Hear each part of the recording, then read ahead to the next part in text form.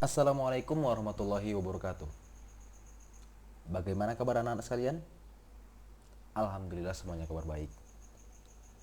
Semoga kita selalu dalam keadaan sehat walafiat dan dijauhkan dari segala mara bahaya, terutama dari virus yang sedang melanda.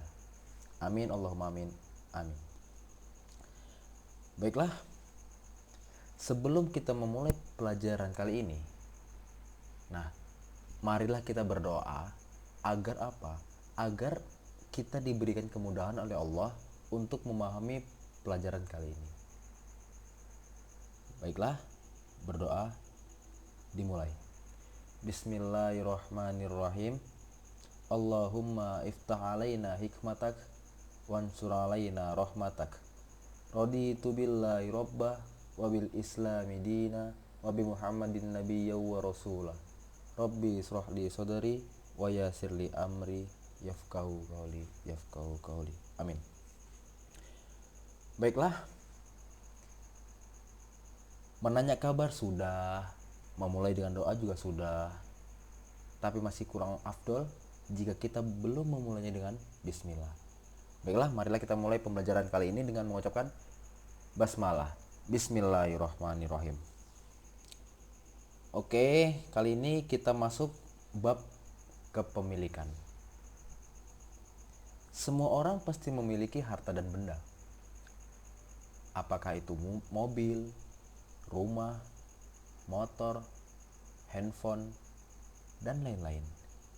Tapi apa sih kepemilikan itu? Nah, begitu. Apa sih arti dari kepemilikan? Begitu kan? Baiklah, saya akan terangkan.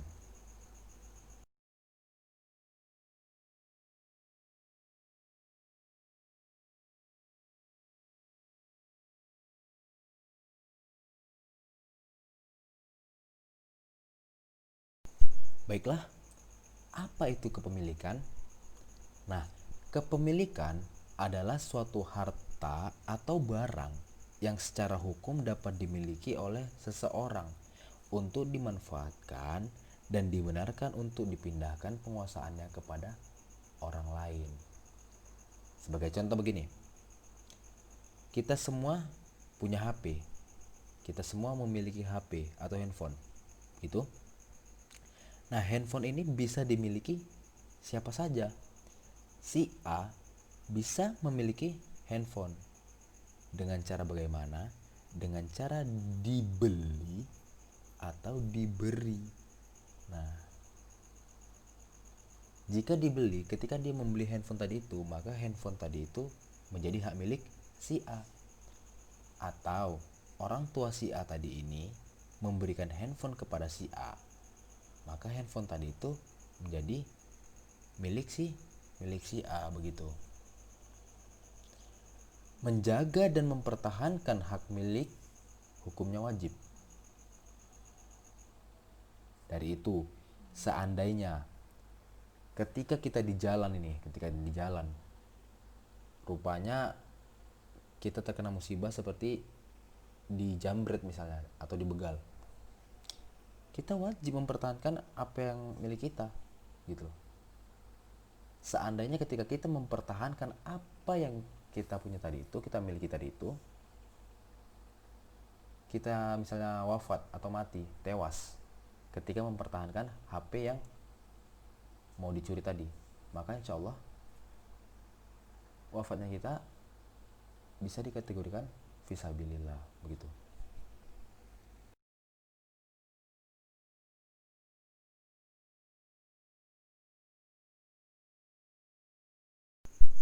Kemudian sebab-sebab kepemilikan. 1. Barang atau harta itu belum ada pemiliknya secara sah. Yang kedua, barang atau harta itu dimiliki karena melalui akad. Contohnya, si A membeli HP. Dalam pembelian tadi itu, di dalamnya terdapat akad, terdapat serah terima. Dari itu, HP yang dibeli oleh si A menjadi milik si A. Itu barang atau harta yang dimiliki karena melalui akad. Ketiga, barang atau harta itu dimiliki karena warisan. Yang keempat, harta atau barang yang didapat dari perkembangbiakan. Gitu.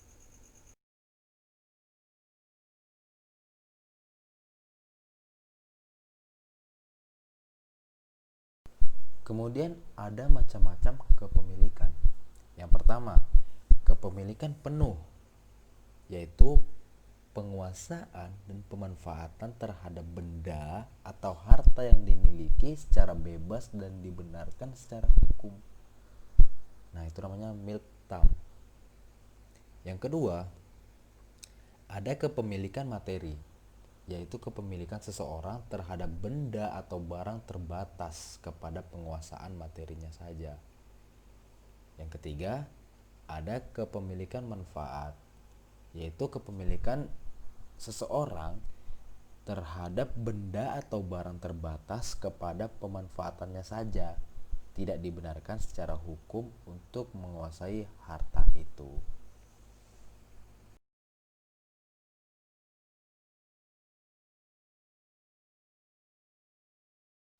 Kemudian ihrazul mubahat dan khalafiyah. Nah, di slide sebelumnya kita ada membahas tentang harta atau barang yang dimiliki seseorang karena belum ada pemiliknya secara sah, dan harta yang dimiliki karena warisan. Nah, ini dia. Ihrazul mubahat adalah bolehnya seseorang memiliki harta yang tidak bertuan atau belum dimiliki oleh seseorang atau kelompok secara sah. Ya. Kemudian khalafiyah. Khalafiyah adalah bertempatnya seseorang atau sesuatu yang baru di tempat yang lama yang sudah tidak ada dalam berbagai macam hak. Nah, khalafiyah ini dibagi dua lagi nih.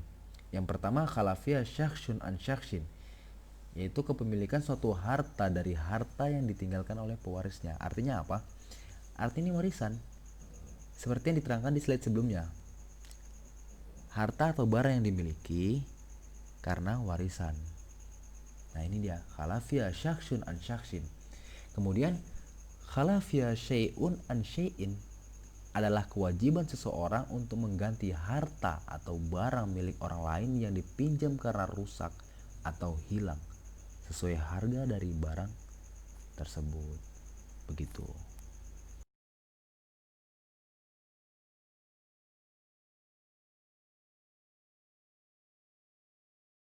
Kemudian ihyaul mawat. Apa itu ihyaul mawat? Itu upaya untuk membuka lahan baru atas tanah yang belum ada pemiliknya. Contoh, kita nih bangun rumah. Si A bangun rumah nih. Sebelah rumahnya tuh tanah kosong, gak ada yang punya.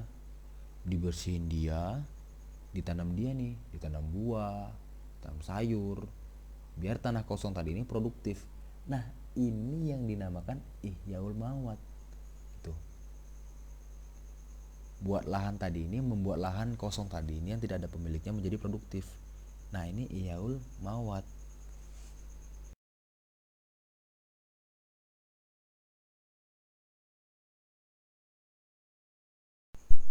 Kita masuk ke akad.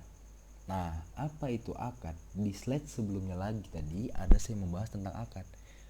Tuh. Apa itu akad? Akad adalah transaksi atau kesepakatan antara satu dengan orang yang satunya gitu. Serah terima. Nah, itu yang dinamakan akad.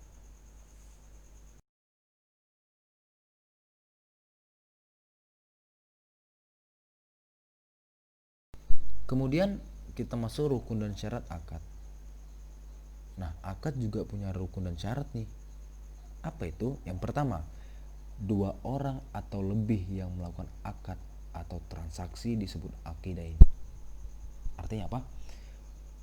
Ketika seseorang melakukan akad, melakukan transaksi, ia itu harus dua orang nih atau lebih. Kalau sendiri itu tidak bisa dikatakan dengan akad atau transaksi. Karena apa?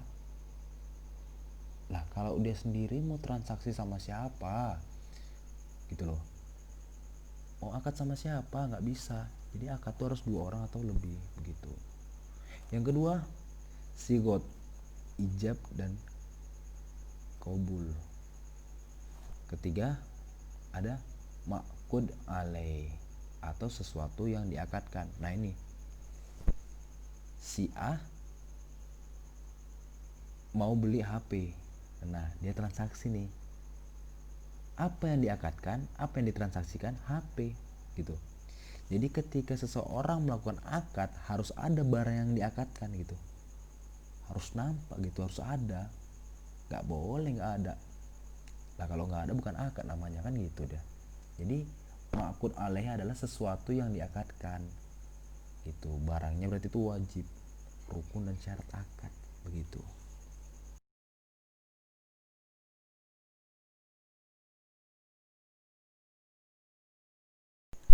Kemudian macam-macam akad. Yang pertama ada akad lisan. Nah, yang kedua ada akad tulisan. Yang ketiga ada akad perantara. Apa itu akad perantara? Nah, akad perantara itu akad ini dilakukan dengan melalui utusan atau wakil, diwalikan gitu, diwakilkan untuk melakukan akad tadi ini. Kemudian yang keempat, akad isyarat, yaitu akad yang dilakukan dengan isyarat atau kode tertentu. Yang kelima, ada akad ta'ati, yaitu saling memberikan yang sudah berjalan secara umum. Nah, itu namanya akad ta'ati. Gitu. Baiklah, mungkin hanya sampai sini yang saya jelaskan. Jika ada bagian-bagian atau kurang paham, silahkan bertanya. Jangan ragu, silahkan bertanya. Lalu untuk minggu ini saya memberikan tugas, buatlah resume dari video ini. Jadi silahkan lihat video ini, silahkan dengarkan video ini, kemudian diresume begitu. Ditulis boleh, ditulis dari Word, diketik juga boleh, diketik via WhatsApp juga boleh. Silahkan. Bagi anak-anak yang belum mengumpulkan tugas dari minggu pertama, minggu kedua, minggu ketiga, dan minggu keempat, saya harap sesegera mungkin untuk membuat tugas dan mengumpulkan ke saya begitu, agar saya beri nilai. Ya, gitu.